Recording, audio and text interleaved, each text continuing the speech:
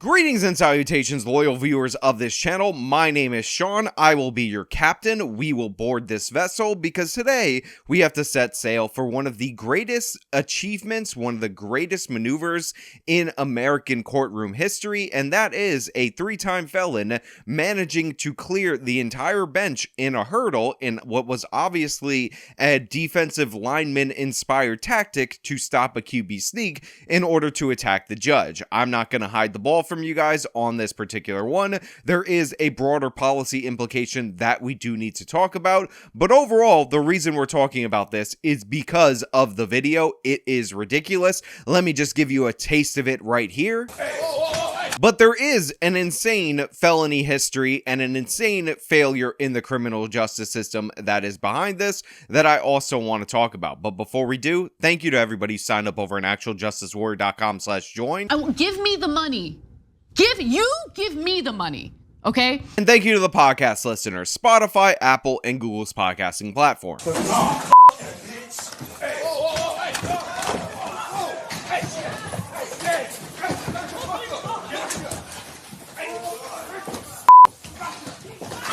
So over the weekend, everybody saw this video on social media on the internet.com of a criminal in a courtroom leaping over the bench, as you can see right here, and attacking the judge. Now, to be clear, because of the terms of service of YouTube, I am redacting the savage beatdown that occurred after this guy cleared the bench. But that being said, this beatdown was in fact horrific. It was in fact savage. It was in fact totally indicative of this person's previous criminal history, something that should have locked him up well before this situation. But I gotta give credit where credit is due, because Michael Lasso, the law clerk for this particular judge, was the person who was most credited for getting him off the judge. That being said, according to the reports behind the bench, what you can't really see in the video, this man managed to grab this judge's hair, a 62-year-old woman, and slam her head against the wall several times. He injured a bailiff,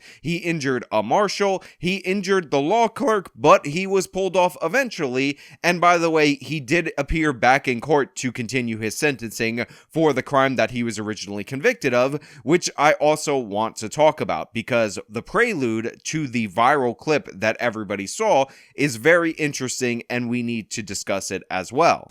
I appreciate that, but I think it's time that he gets a taste of something else, because I just can't with that history. In accordance with the laws of the state of Nevada, this court... While the leap is epic, while it is an amazing video, while I understand it is a viral video and interesting enough on its own, what the judge said right there to me is infinitely more interesting based on what we tend to talk about in terms of this particular channel, because the judge says he needs to get a taste of a little something different. The judge says that based on his criminal history, he needs some actual punishment, actual consequences for his actions, which is indicative of the fact that he had yet to face any consequences for previous violent actions. Mr. Redden, is there anything you want to say on your own behalf before I pronounce sentence? So basically, I would like to tell the courts everyone here, like, based on my criminal history, like, I feel that, like, I shouldn't be, like, sent to prison for a second time. Have you looked at your criminal history? Have you looked at your criminal history? I actually just, I looked at it. I mean, you lived it, I I suppose. just looked at it, Yeah. And, you know, 3 felonies, a gross, 9 misdemeanors, multiple DVs. Got a lot going on, sir.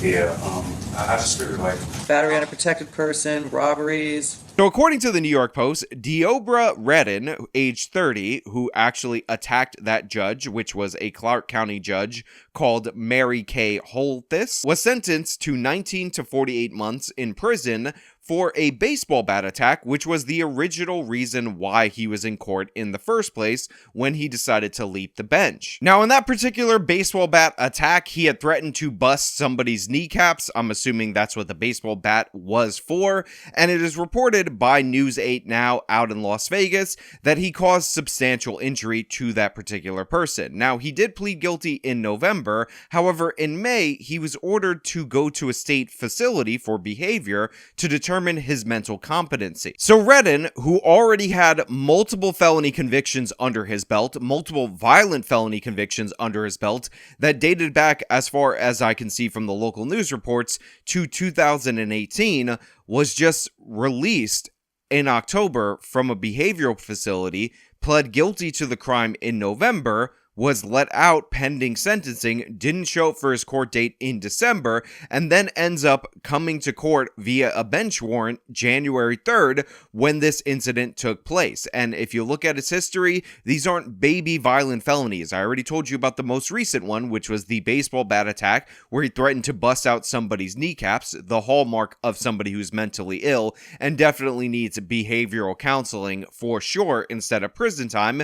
But the other instances would show you what should be seen as a pattern of behavior. By the way, I believe he has 9 total misdemeanor convictions and 3 felony convictions, which we will get into a little bit. But starting in 2012, here's what we have from Redden. Redden was convicted of assault causing bodily injury to a family member and sentenced to 45 days in jail at the time, according to the documents. In 2013, Redden was convicted 3 times for domestic battery. The document said he was ordered to attend anger management, spend 2 months in jail, pay a fine in the 3 classes. In 2014, Redden was convicted of attempted theft. A judge sentenced him to probation, which he violated several times. Redden then entered a mental health court program. While on probation, Redden was twice convicted of domestic battery, tampered with his blood alcohol monitoring bracelet, and violated other terms of his probation. He was also charged with kicking a police officer in the knee. Also during his probation in 2018, Redden was convicted of battery with substantial bodily harm.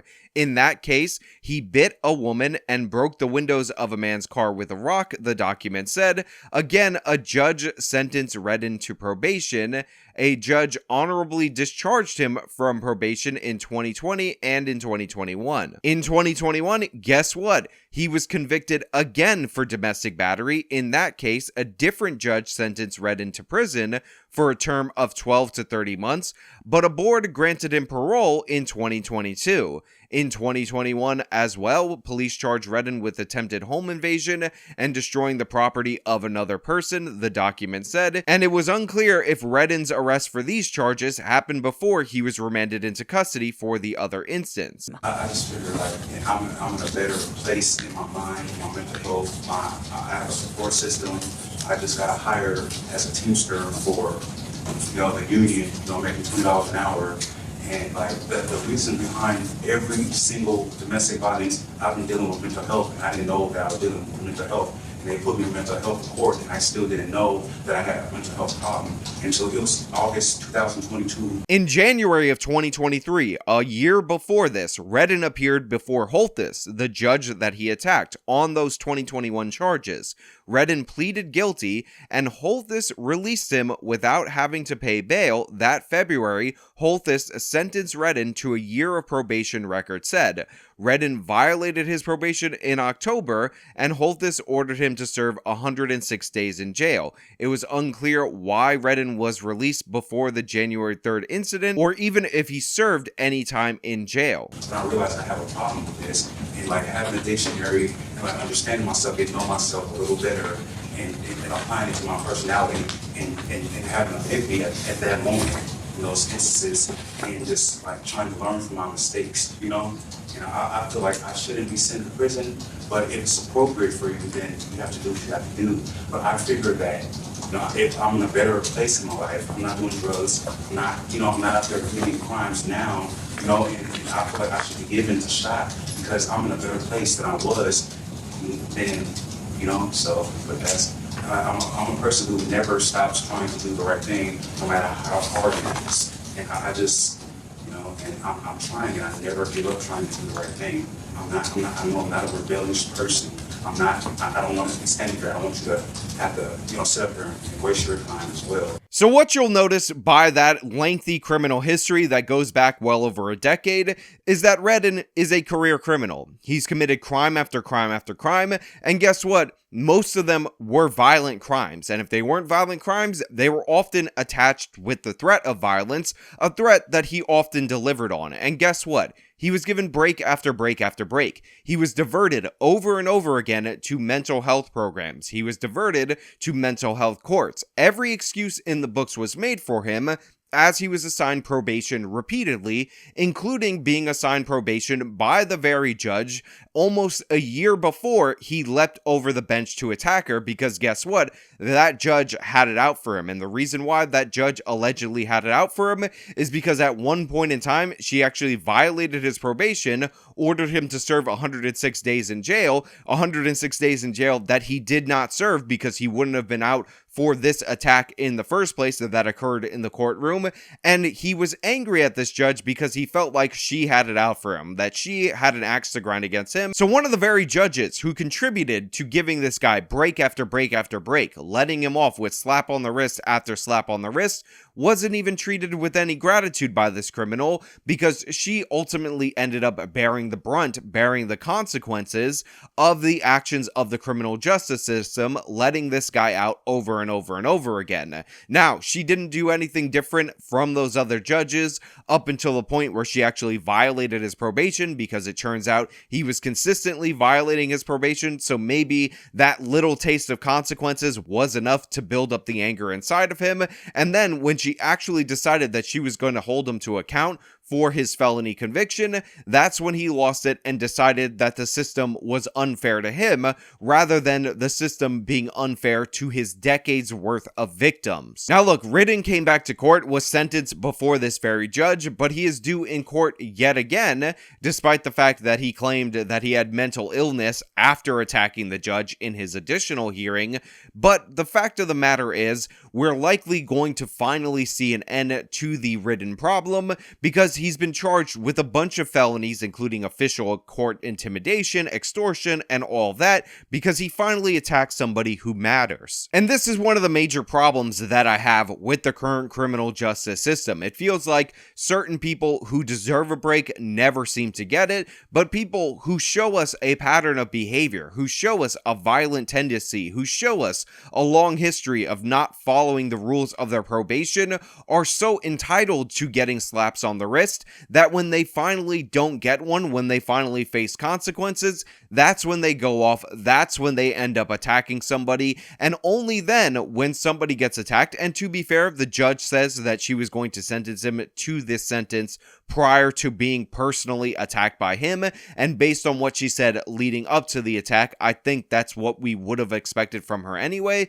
But now that he's actually attacked a judge, we might be looking at some serious time, some serious charges, a serious sentence, because if you're another judge reviewing this, you probably know her, or you can sympathize with her, you can empathize with her, because you are likely afraid of one of these criminals coming to attack you, and we gotta set a standard that this is unacceptable behavior, which, by the way, on its own, in a vacuum, I have no problem with. My problem is that all of his behavior was unacceptable. Biting the woman, assaulting the woman, unacceptable. 3 different domestic violences, unacceptable. Busting out the guy's kneecaps, unacceptable. Attacking somebody in his own home, unacceptable, yet he was given break after break after break. The attempted burglary, all of those crimes, all of those probation violations should have put this guy behind bars a long time ago, yet we had to wait until he attacked somebody that is allegedly more important than your average everyday citizen for people to actually react, for people to actually do something about it. And now he's got national attention, so we should expect to see the next judge go incredibly harsh on him. Now look, I don't have much more to say about this. Initially, I thought this was going to be a hilarious story of a guy supermaning, as he's described doing in many a paper, over the bench in order to attack a judge, but it turns out this is indicative of a broader problem where criminals are given break after break after break, excuses are made for them over and over again, and this was just a result that we were able to see on camera. This kind of person, if not for this particular incident, likely murders somebody. If he does not have the impulse control to restrain himself in a courtroom, to not leap and attack a judge in that particular moment, a judge who is in a string of a long line of judges who has given him breaks throughout his lengthy criminal history, this guy is not safe to be on the streets. And I wish somebody would have noticed that